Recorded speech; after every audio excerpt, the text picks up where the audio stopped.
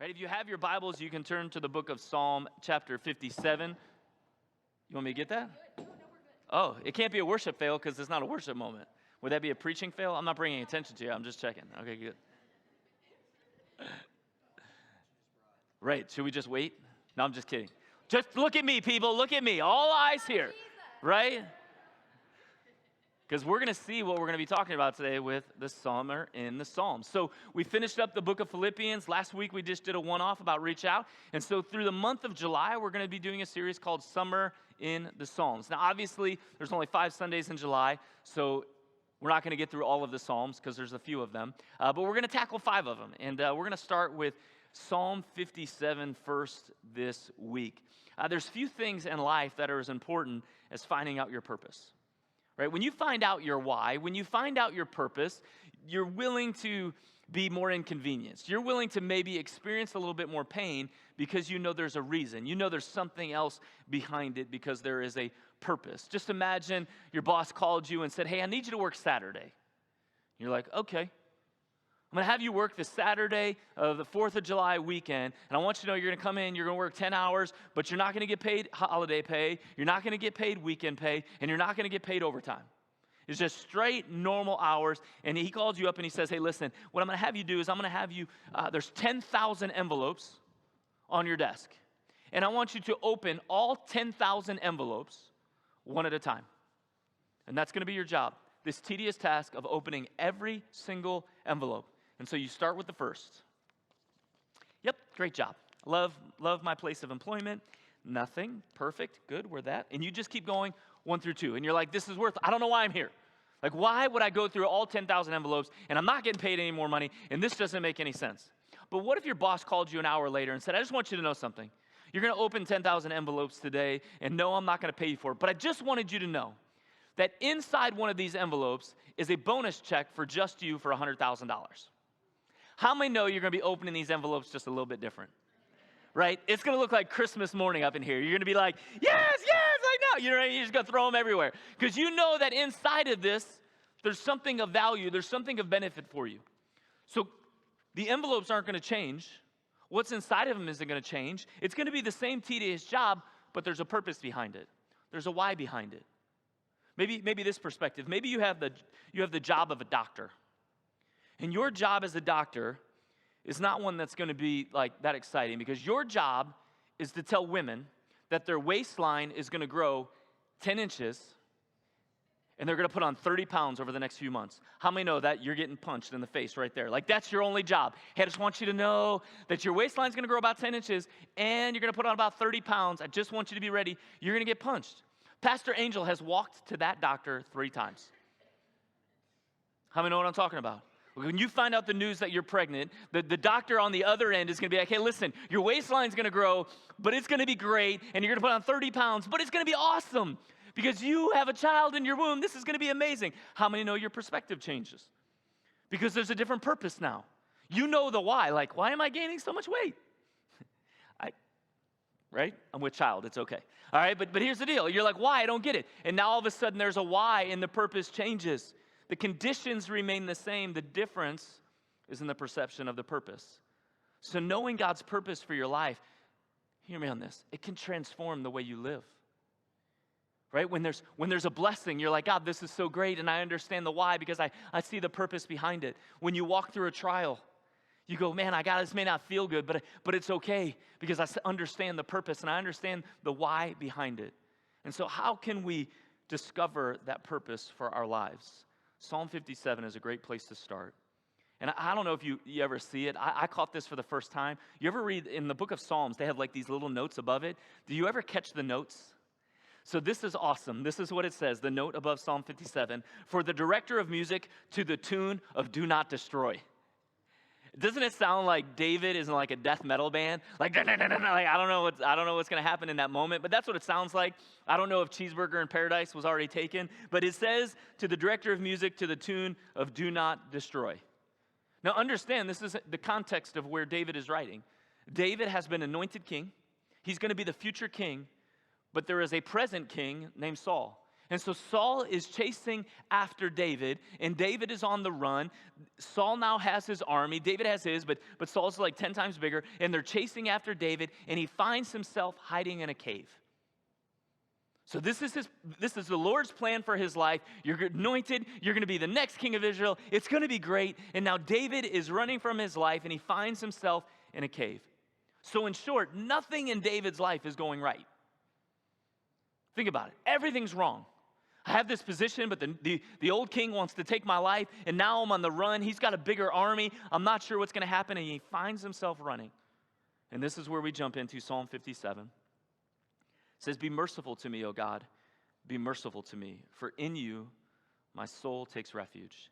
In the shadow of your wings I will take refuge, till the storms of destruction pass by." Verse 2, he says, "I cry out to my God Most High, to God who fulfills," did you see that? Fulfills what? His purpose for me. "He will send from heaven and save me. He will put to shame him who tramples on me. Selah, God will send out his steadfast love and his faithfulness. My soul is in the midst of lions. I lie down amid fiery beasts, the children of man, whose teeth are spears and arrows, whose tongues are sharp swords." In verse 5, "Be exalted, O God, above the heavens. Let your glory be all over what? The earth. They set a net for my steps. My soul was bowed down. They dug a pit in my way, but they have fallen into it themselves. Selah. My heart is steadfast, O God. My heart is steadfast. I will sing and make melody." Like, I'm going to sing a song. And he says, "Awake, my glory. Awake, O harp and lyre. I will awake the dawn. I will give thanks to you, O Lord, among the peoples. I will sing your praises to you among the nations." It says, "For your steadfast love is great to the heavens, your faithfulness to the clouds." And it ends with this in verse 11, "Be exalted, O God, above the heavens. Let your glory be all over the earth." So Psalm 57 is a remarkable psalm. So David is saying, in spite of all the things that's going wrong in my life, God, I'm here suffering, and I'm innocent in my suffering. But nowhere do you see David saying, "God, would you change the situation? Would you take this situation?" No, what you see is, "God, would you glorify yourself in this situation?" God may not change your situation, but he may be using your situation to change you. Right? He's not going to change it. He may not take you out of it, but he's going to use your current circumstance, your situation, that pain, to change you. Nowhere do I see David say, "God, would you vindicate me? Would you come to my rescue? God, I don't understand this. Like, for sure, like, can't you upgrade me? I'm living in a cave. Isn't there a hotel? Isn't there a suite? I'm supposed to be the king. The king wouldn't be hiding out in a cave. So God, would you come to my rescue? Would you upgrade me to a 5-star resort with that plush king bed, a little sauna, a little hot tub in the room, the jacuzzi? Like, I want that suite." No, you don't see him asking for that. You don't see him asking and praying, "God, would you give King Saul hemorrhoids so he can't ride his horse and he has to go the other way?" You don't see any of that. Don't ask me why hemorrhoids, but just run with me, okay? But you don't see that. He's not saying, "Would you come to my rescue?" What's David saying? He's perceiving that there's something bigger at play. Is it possible in your life and in your situation right now that there's something bigger at play? That what you're walking through and what you're experiencing, that God is on the move behind the scenes, moving on your behalf, and there's something bigger at play. And so he prays. He says, "God, would you be exalted above the heavens?" And he has this massive confidence that God is going to move, right? In verse 2, he says, "I know God will fulfill his purpose in me. I know it, right? I believe it beyond a shadow of a doubt. God, I know that you're going to do something great. I know that you're going to show up, and I know that your purpose is going to be revealed." In verse 4, he says, "I will." Right? You see this confidence? "I will lie down in the rest and get rest in the midst of the fiery beast." Doesn't matter what's happening all around me. Doesn't matter the situation. I know my soul will be at peace because God's going to show up. He's going to move. In verse 7, he says, "I will arise in the morning and sing and make melody." As in, the enemy who is chasing me will not win, because the next day I will wake up, I will have breath, and when I do, I will make a song. I'm going to make a joyful noise unto the Lord. I'm going to have a melody to sing back. So this morning, I want to give you 3 perspectives from the text that we can learn about our purpose. Because each of us have a purpose. And the first one is so important. We're going to spend the most of the time there. So if you're taking notes this one, you want to write some things down. Here's the first thing about purpose. God has a purpose for you, but it's not about you. Did you hear me? God has a purpose for you, but it's not about you. If you read the refrain, David says it over and over again. What's he say? He says, God, may you be exalted above the heavens. Let your glory be what? All over the earth. David is letting the Lord know his desire. God, would you be glorified more than me being rescued? Would you be exalted more than you changing my situation? God, would you be exalted? Would the heavens declare the glory of the Lord? And ultimately, our purpose in our life is not about us. It's about him, because we exist for his glory. Why did God create the heavens and the earth? Why is it? In Psalm 19:1, it says, the heavens declare the glory of God. The heavens declare it. Like, it's the glory of the Lord. Like, when you think about creation, so tonight, that sun's going to be setting, and maybe you got some friends who are going to be lighting off fireworks, and it's going to be beautiful. God did that. He did that so it would scream. Creation screams, right? The sunrise, the sunset, the trees, the mountains, the seas are all declaring the glory of God. That was their creation, that they would exalt the name that is above all names. Why did God save Israel? Psalm 106:8, it says, God saved Israel for his name's sake, that he might make known his power. It wasn't about their power. It wasn't about them just being led out of captivity and finding freedom. No, this is God saying, I'm here. This is about my power. So when I part the seas, it's not you parting the seas, it's me parting the seas. Who receives the glory? God does. That's why I saved Israel, that I could show my mighty power. Isaiah 48:9, it says, for my name's sake, I defer my anger. For the sake of my praise, I will restrain it for you. Right? I'm going to hold back so there will be praise, because it's for my name's sake. Ezekiel 36:22 and 23 says, it's for the sake of my holy name that I'm about to act. The nations will know that I am the Lord. This is not about us. This is about him. Ephesians 1:6, it says that God came to save us in a way, the way he did, and it says what? So that others would see his glorious grace. Right? Like, man, how are you do what you do? How have you found freedom? How have you found who Jesus is? How have you discovered this real relationship with Jesus? Because of his grace. It's not something I did. It's something he did for me. Right? And so what do we see? This exaltation of who God is, and it's for his glory.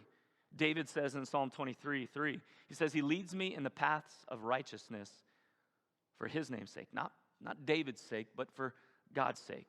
You see, we weren't created for self-gratification, but for his proclamation. Did you hear me? It's not about us. It's not about us getting our way in what we want. It's not so that we could be pleased. It's so that he would be pleased. It's so that we could proclaim his name's sake and make him known. It's not about us being famous. It's about bringing fame to his name and his honor and for his glory. You see, we exist to bring glory to God. Paul says in the New Testament, everything you do, right? Whether you eat or whether you drink, you should do it all for the glory of the Lord. Right? You brush your teeth, all things for the glory of the Lord. You're like, nope, it's for the glory of the person next to you and the Lord. Okay, just make sure of that when you show up on Sunday. But here's the deal, is everything we do should be for the glory of the Lord.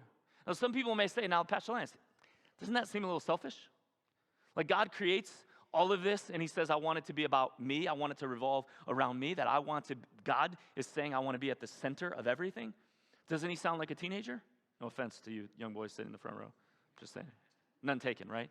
Right? But there's this moment where God's like, hey, I want everything to be centered on me. Let me give you an analogy. The earth is rotating around the sun.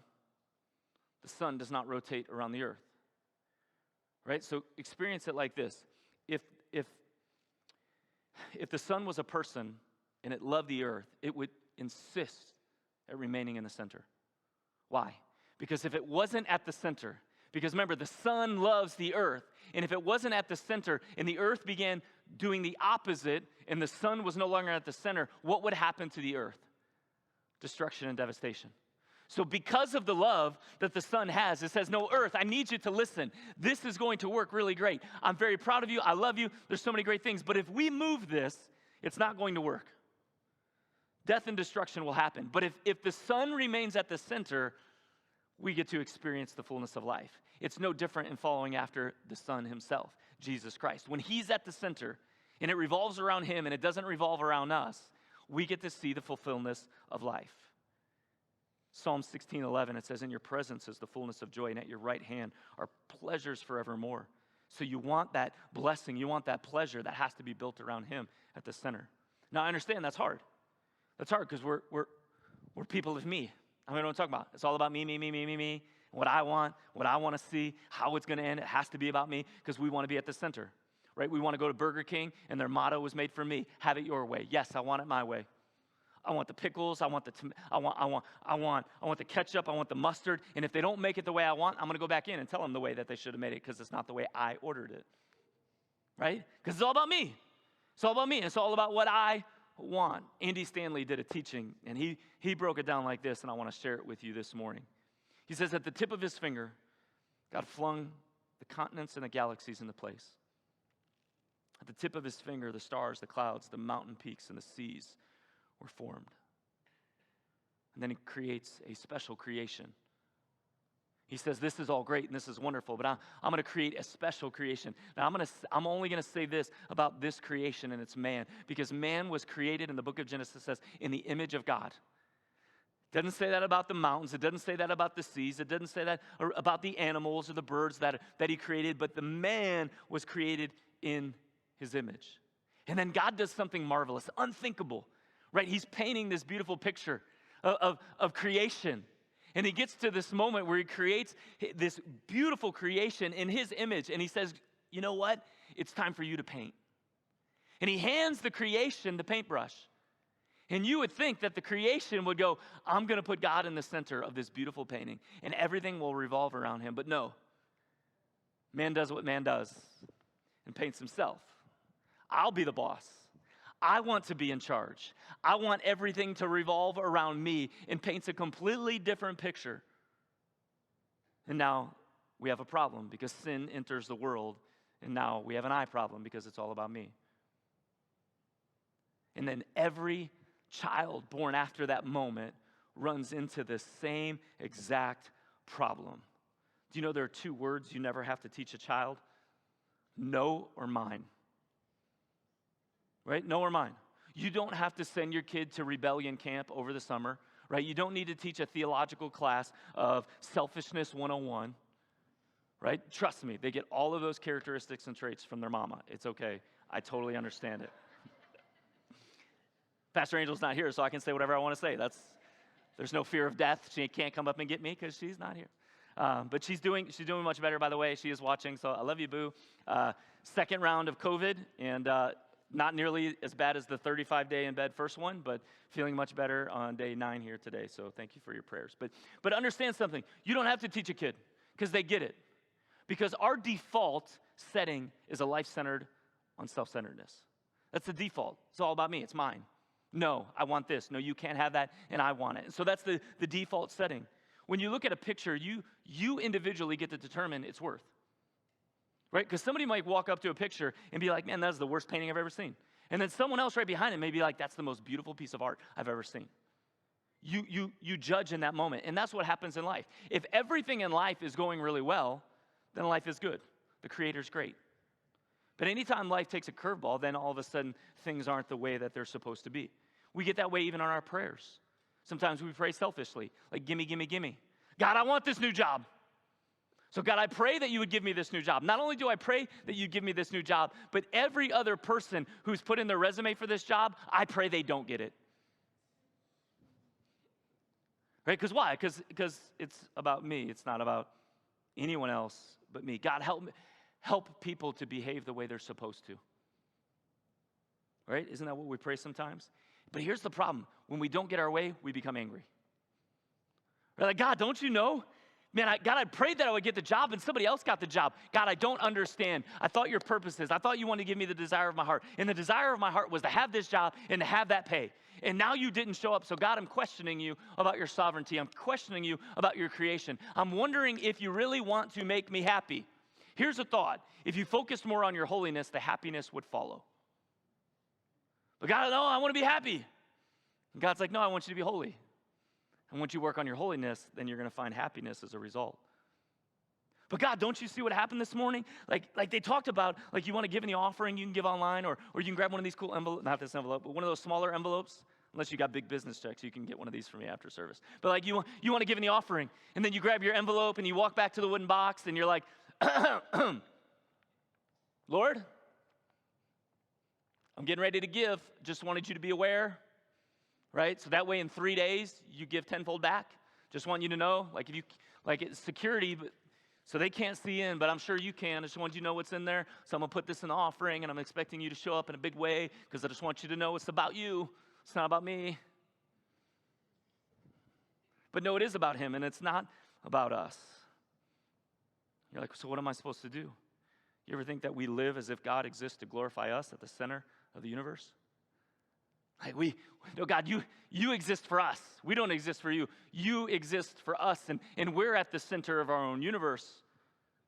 And God, I want to be able to tell my neighbors about you. I want to be able to tell my family and my friends about you, but I don't understand. I don't understand your plans. It feels like, Lord, sometimes it feels like you're more concerned with yourself than you are us. And I wonder if that's the moment, like if God's seated on his throne, I wonder if that would be the moment where he would get up and go, are you for real right now? That's the way the Lord, I believe, would speak to us this morning. Are you for real? Like thus saith the Lord. Like, are you for real right now? Like, that's how you're going to come at me? Like, oh, everything has to be about you, and you didn't like the way that this happened. You didn't like the way this worked. And you think that I'm more concerned about myself than I am you? Can you just imagine? This is the Lord speaking. Can you just imagine how you would feel if you handed the brush over to your prized creation and all they did is hijack it? And they made it about them instead of about me? Then what? Then what would happen? Do you know how governments would handle things in Jesus' time? All right, so the Jews, Romans, we're going to live this way. We're not going to follow this Roman authority. And the Romans are like, great, you don't have to. This is what we're going to do. We're going to fight you, and we're going to crush you, and we're going to hang you on crosses outside the city so everybody can see you. And then we're going to build this big arch of Titus that's still there today. And then it's going to have songs all over it, songs of glory of how we destroyed you. That's what we're going to do. So you disagree with us, you're going to come against us, and so we'll just destroy you. And so that's what Rome did. That's what the Romans did. Persecuted, hung Christians and Jews on crosses, and then built an arch to celebrate it. Still there today. That's how they did in Jesus' time. So I'm assuming Jesus will do the same thing that would be done to his people. Like, oh, this is what's going to happen. So we come against the glory of the Lord. And now the glory of the Lord is like, okay, this is what I'm going to do. I'm going to crush you. I'm going to give you what you deserve. Well, this is what's going to happen. The angels in heaven are going to rejoice, and we're going to come after you, and we're just going to crush you, and then we're going to have great songs, and we're going to sing about how great I am. That's not what he did. Philippians chapter 2, verse 6, you get an idea of what he did instead. It says, though Jesus was in the form of God, he did not count equality with God as a thing to be grasped, but he made himself nothing. Nothing. Taking the form of a servant. A servant. And he humbled himself by becoming obedient to the point of death, even death on a cross. So his plan of attack is to come to earth in the form of a servant, to die for our sins in our place. He arrives on earth, and nowhere in the Word do we see he played the God card. I don't talk about you would have played it, because I'd have played it. Right? Where you show up to a restaurant, hey, there's going to be an hour and a half wait. It's Mother's Day, there's no seats. Excuse me. I've created all this. I'd like to have a seat now. And actually, I'm just going to go take that seat, and whoever's there, got to go. And he could play the God card, but he didn't. He didn't play that God card. Can you imagine Jesus walking into the church this morning in bodily form, like, excuse me, I'm going to need that seat. And you'd be like, no, this is my seat. Actually, it's mine. And so I'm going to take it. But you don't see that. No, he was a humble servant, even obedient to death on the cross. You see, he gives us the brush, and we painted him out of the picture. We shoved him off to the side, and we rebelled against him. And yet in that rebellion, this is what he says, I'm going to show you. I'll come for you. I'll show you. I'm going to show every last one of you my power, my authority. Because everything I've created, I can get rid of just like that. And he leaves the throne room of heaven, comes to earth, born of a virgin, lying in a manger, begins to derobe himself of his glory, lives a little over 33 years, does the miraculous, the powerful, and then the people who would be his traitors, he gives his life for them. The people who he could have crush him, yet he gives his life willingly as a servant so that you and I could have the forgiveness of sins. That's what he did. That's how we showed him. You see, his glory was not a selfish glory. It was a giving glory. It was a sharing glory. He sacrificed himself for our benefit, and we selfishly live for our benefit. You see the difference? One is giving, one is sharing, one is caring. One has nothing to do about himself, but always about others, always putting the love for somebody else in front of the love for himself. And David in Psalm 57 concludes, he's like, man, it's not about me, but the purpose is that I want God to be glorified. And many of you this morning may be asking yourself, why am I here? Because listen, there has to be more to life than waking up, going to work, paying bills, and going to sleep. How many know what I'm talking about? Like, there has to be more. There's got to be a deeper meaning. There's got to be a purpose. There is a purpose. You know what that purpose is? The purpose is that your life, that your actions, that your love, the grace you show, the mercy you give to your neighbor would exalt the name of God. That's your purpose. Right? When he paints a beautiful sky and a beautiful sunset and a beautiful sunrise, he's saying creation is screaming the glory of God. He's like, but there is a creation created in my image. And I want it to scream for the glory of God. So here would be my thought for you today. Jesus didn't come to be an important planet in your solar system. He came so he could be the center of it. He came so he could be the center of it. Second point, if you're taking notes, is God has a purpose for you. And it's mostly about what he's doing in you. Right? So he has a purpose for your life, and it's not about you. He has a purpose for your life, and it's mostly about what he's doing in you. You see, God is more interested in your character than your comfort. Right? He's more interested in your character than your comfort. If you read Psalm 57, verse 1 again, he keeps saying, I'm taking refuge. I'm finding refuge. My soul is finding refuge in you. So David wasn't finding refuge in a cave. Right? He was hiding. He wasn't finding. This is a game of hide and seek. It's not like he was playing refuge like, oh, Saul's never going to find me. This is perfect. He wasn't finding refuge in the fact that he had an army because Saul had an army 10 times bigger. He wasn't finding refuge in his abilities like, man, you should see me with a slingshot. Like, I'll wait for Saul. He wasn't finding refuge in that. He wasn't finding refuge in his innocence because ultimately, do you hear what he's saying in Psalm 57? His soul is crying out mercy. God, have mercy on me. If he's saying have mercy on me, then probably means that he's made some choices that weren't the best or the wisest. And so it wasn't because of his innocence, but his refuge was found in what? The scripture says, in God's steadfast love and grace. That's where he found it. So this purpose, God has a purpose to teach David that, listen, my presence is where you find refuge. My presence is where you're going to find the refuge, my peace, my opportunity to come in and to move in your life. So you want that kind of purpose? Then find refuge in who he is. And God has that purpose for us. God is not just calling you something to do, right? He's calling for you to become something, right? So often we limit God's calling in our life or a purpose in our life or the why in our life to our career. Well, God will call me to be a pastor or a preacher or a missionary or a lawyer or a businessman, whatever it would be. And he's like, no. That's going to be a great calling, but all of that is a vehicle for you to bring glory to the Lord, right? That's just an opportunity for you to bring glory to the Lord. See, what we become in him is more important than what we do for him. Did you hear that? What we become in him is more important than what we do for him. And some of you are like, yeah, but aren't we supposed to serve? Yes. But your service isn't about you, it's about him, right? And it's who you become in the process, right? Are you becoming more like him on a daily basis? Are you becoming less like yourself and more like him? I love Isaiah. He says in Isaiah 43, verse 10 and 11. It says, you are my witnesses, declares the Lord, and my servant whom I have chosen, that you may know and believe me and understand that I am he. I and the Lord, and beside me there is no Savior. Saying I'm it. What he's saying is you weren't chosen because God has something he needs us to do, but for something he wants you to become.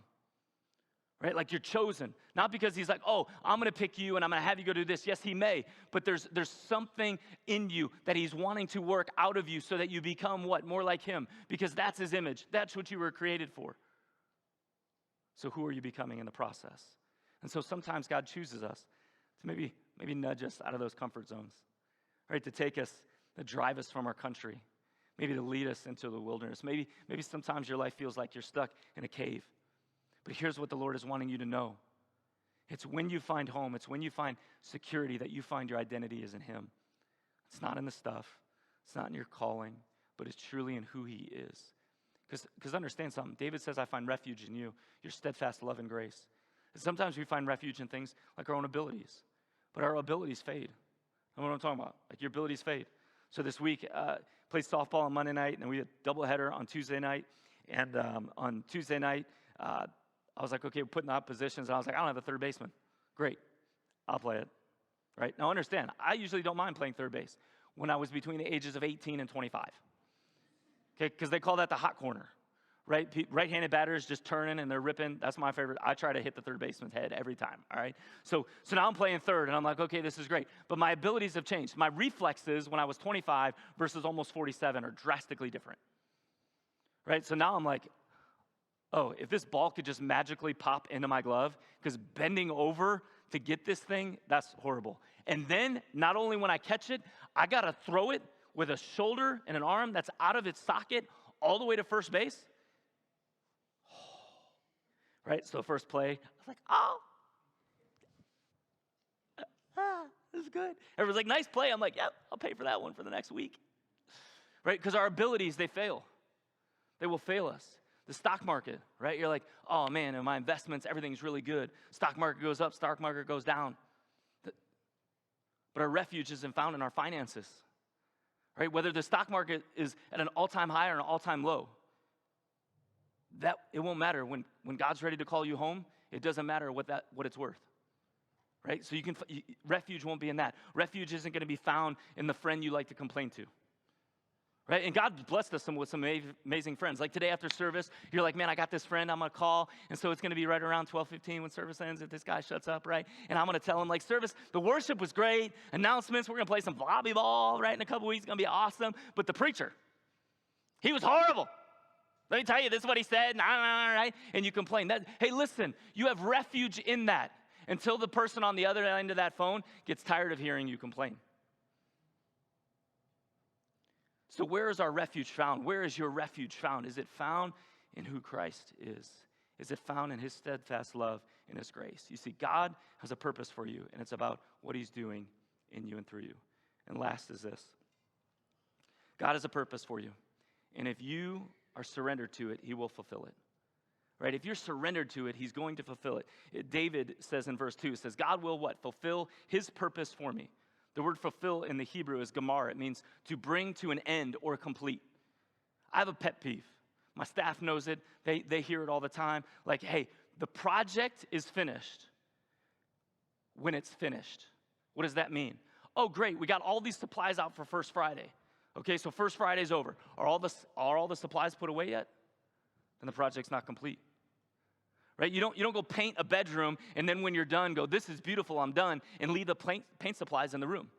No, you know when the painting job is done, when the brush is clean, the paints are put away, and everything's back where you got it from. That's when the project is complete. I was the kid with a coloring book that you don't just color a line, and you don't color half of it. Finish the project, kids. Like, don't just start scribbling. No, if you start it, you complete it. I would tell my kids all the time, I'll put that on the fridge when you finish it. Some of you think I'm mean. No, I just, when it's complete. When it's complete. Can I tell you something this morning?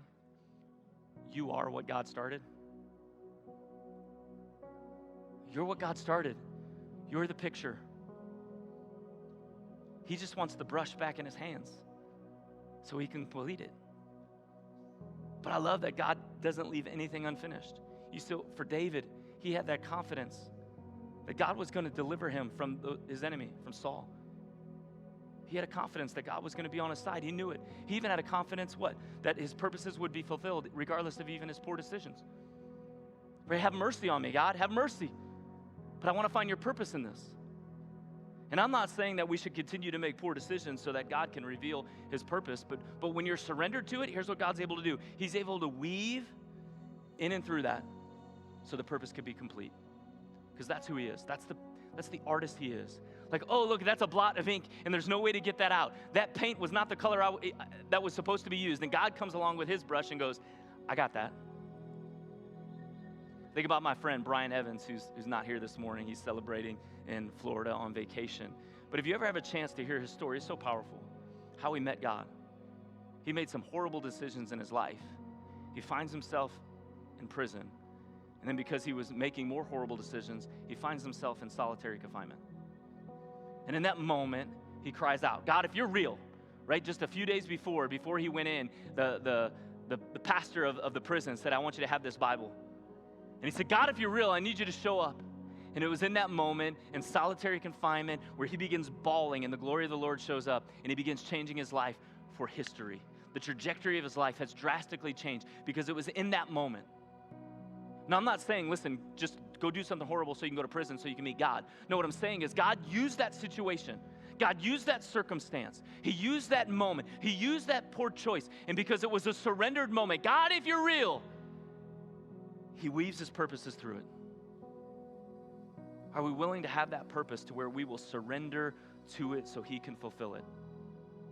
I love Philippians 1:6. He who began a good work will complete it. So God has a purpose for you so that you could exalt his name. So what's your primary objective? You're in high school. What's your objective? To bring glory to the Lord? Man, I'm just a college student. You're talking about purpose. Like, purpose? Like, I'm going to change my major 18 times. You can do that, but that's not your purpose. Your purpose is to bring glory to the Lord. Well, I already know my career choice. I already know where I'm going. I'm an athlete or I'm a business professional. That's awesome. Are you using your tools and your resources to bring glory to the Lord? Well, I'm a mom. What a wonderful calling. But are you training your children that would bring glory to the Lord? Well, I'm a dad. To me, that's one of the most highest callings, right? They call me dad. I can teach my kids to throw a curveball. I'd rather teach them who Jesus is. So are we exalting? Because we see that our purpose, if we're surrendered, that he'll fulfill it. I'll end with this story. Some of you are praying about it, and thank you for your prayers. So not this past Thursday, but the Thursday before that, Pastor Angel and I were down at Heartland speaking at camp, and Olivia, our youngest daughter, is getting ready to go. She's been saving money to buy a car, and instead she wants to go on 2 missions trips to El Salvador because she feels like God's called her in the mission field to work with kids. And so she's like, this trip came up last minute. Hey, you can go to El Salvador with us. Great. And then she's going to go in December. So this was 12 weeks ago, right? Her passport expired. She needs a new one. So we go to the BMV. It says 6 to 8 weeks. Fill it out. Put the check in. All is good. Well, we haven't received it yet. So we're about 10 weeks in, and we're like, something's not right. And so we log into the passport says just log in, put their ID in, great. It says it's in process. Okay. What does in process mean? Like, how many more days does in process before we put it in our hands? So we're like, okay. When I went to Tanzania, my passport was getting ready to expire, so they didn't let me go. So I actually took an Uber, right, and to Manhattan and got a passport same day. I was like, hey, maybe I could go, I'll drive to New York and get her a passport. Let's call and see what we can do. So we call, and it was a Thursday afternoon. We make the call, and right away, it's all automated. It says, your wait time is an hour and a half. Perfect. Nothing else to do.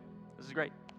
So I'm sitting there, I'm working on the sermon that I preached last week and just typing it out. And then it was about an hour later that all of a sudden I hear the voice go, your wait time is 2.5 hours. And I was like, this is not good. So it was about an hour and 45 minutes. All of a sudden it changed back to an hour. Pastor Angel comes back in the room, and it's about hour 2. Someone picks up the phone. Yep, thank you for calling. How could I help you? Oh, sir, thank you so much. So we just want to check and see if there's anything we can do for our daughter's passport. She's supposed to leave here shortly, and we don't have it, and we ordered it like 9-10 weeks ago, and it's not here. Well, ma'am, did you check the website? Yeah, it says it's in process. Well, that's what that means. Okay? Is there anything else we could do? Any bit more information? Is there any way we could expedite the service? Yeah, you could pay $60. So it'll be here if we pay $60? Yeah. No, it'll be 35 more days if you pay $60. So she's going to leave shortly. And he goes, well, when do you need it by? Pastor Angel goes, let me check my calendar and I'll get you the exact date. And the gentleman on the other line goes, ma'am, I would suggest you call back when you have your calendar in your hand. Sir, it's just on a tab. I'll open it right now for you. And here was his words. ma'am, I have other customers I need to help. I don't have time for you to open up your calendar. And Pastor Angel, with all the Jesus within her, said this, sir, I have been on hold, impatiently waiting for you for 2 hours. You can wait for me for 2 seconds. My calendar is in front of me. And I was like, I'm so glad that you yelled at somebody else the way you would yell at me, boo. I'm so proud of you in this moment. Like, I love you, right? No, I didn't do that, but she was very nice, but yet firm. Like, we've been on hold for 2 hours. And so the guy's like, fine. When is it? Okay, she's leaving on July 7th. Great. So what can you do?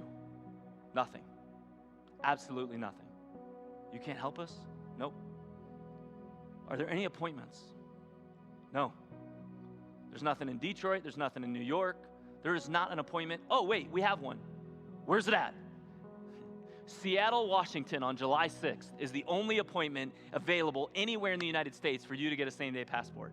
I was like, sir, it doesn't help me to fly to Seattle on the 6th when she leaves on the 7th.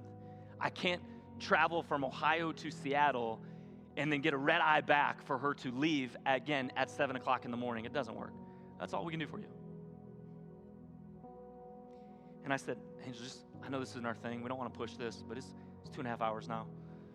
Ask to speak to a supervisor. Well, let me see if I can find one for you. Hangs up the phone, listen to that same annoying music. 35 minutes, 45 minutes later, whatever it was, supervisor picks up. 3 hours. We got this. Ma'am, we're looking for some help. We gave her the story. It wasn't a plea of like empathy or compassion, but this isn't so she can go on a vacation. Like, she wants to go and be able to literally help feed the poor in a third world country. She wants to be able to bring hope to children. Like, is there anything you can do? She said, what we can do is I'm going to write all these notes in that you need it by this day. It needs to be expedited. And here's what will happen. If they can do it, I'm gonna put it in as emergency. If they'll do it, they'll charge your credit card. And that's how you'll know that it's going to get there in time. Because I said you needed it it needs to ship out by July 1st. Okay. That was Thursday, right? Friday, no charge. Okay. Monday, Pastor Angel calls. Hey, just want to check on ma'am, it looks like the same notes are here. Any appointments? Any cancellations? Anybody? Oh, we do have one. Awesome. Where's it at? Because we may take advantage of it. Puerto Rico.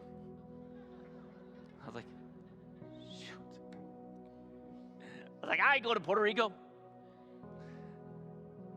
Okay. So we just keep praying. We've asked the church to pray. We've asked friends. We've asked the people in El Salvador, would you pray? Because they've told us there's nothing they can do. So then the next day too, we're looking, I'm refreshing like my credit card statement like every 5 minutes. Like nothing. We keep going back to the passport company, like US government, refreshing, in process. And I'm like, okay, we'll call again tomorrow. That's all we're gonna do, we'll call again tomorrow. And sure enough, it was late that evening. I checked my credit card, still nothing. Yet Pastor Angel sends me a picture, shipped. And I was like, what? Wait, it's shipped? It's gonna be here? It's gonna make it on time? And I was like, there's no way. Next day, we check, front door. Passport sitting in the envelope. Still, my credit card was not charged. But the passport is in hand. Now, I'm not saying that because it's like, oh, this is like this celebration. And yeah. This is an opportunity of what I'm talking about when we surrender. Where's the purpose? When we surrender to it, He will bring it to completion. It went from no way to possible. It went from there's nothing we can do to help to it's on your front step a week in advance. Not because of something we did. It's not like we have connections at the U.S. government. Like, hey, Bill, me and you, we boys, right? Like, if you could just slide this through, that'd be great. We didn't know any of that. All we did is did what we could and we prayed. But yet, God's purpose, when we surrender to it, He'll bring it to completion. Why? Because He wants that 16-year-old girl to have an opportunity to fulfill her calling in El Salvador. So He made it possible. Has nothing to do with us. What? It's all about Him. So you have a purpose, people. You have a purpose, but it's not about you. You have a purpose, but it's mostly of what God wants to do in you. And you have a purpose if you're surrendered to it, that He will bring it to completion. That's your purpose. That's your why. So when you leave today, you know why you're here. So that it's not about just the sunset or the sunrise. It's not just about the seas. It's about you, the creation, exalting the Creator. That's why you're here. So with every eye closed and your head bowed this morning as we close,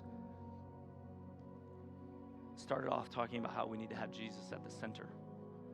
Putting Jesus at the center means you're going to put him first. It means that you're saying, Jesus, I don't want my will, I want yours. Jesus, I'm surrendering to you. It's about having a relationship, a real relationship with Jesus. So if you're here this morning, you're watching online, you've never given your life, you've never opened up your heart and said, Jesus, I want you to be the number one. I want you to take that position. I want to put you at the center of my life. And all that I do, the decisions I make, I want them to be about you. If you've never made that decision to follow after Jesus, it's the most important decision that you'll ever make in your life.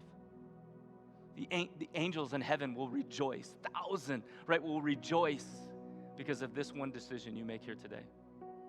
So if that's you with no one looking around, all I want to do is pray with you. It would be my honor to pray with you today. So if that's you, would you slip your hand up toward heaven and say, I want to give my life to Jesus today. I want to surrender to Jesus. I want to put Jesus at the center.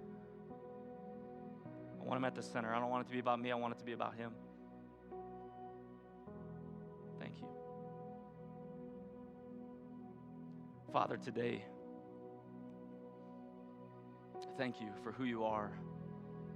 Thank you that you've given us purpose to exalt your name. Thank you that it's not about us. Thank you that you want to do something in us.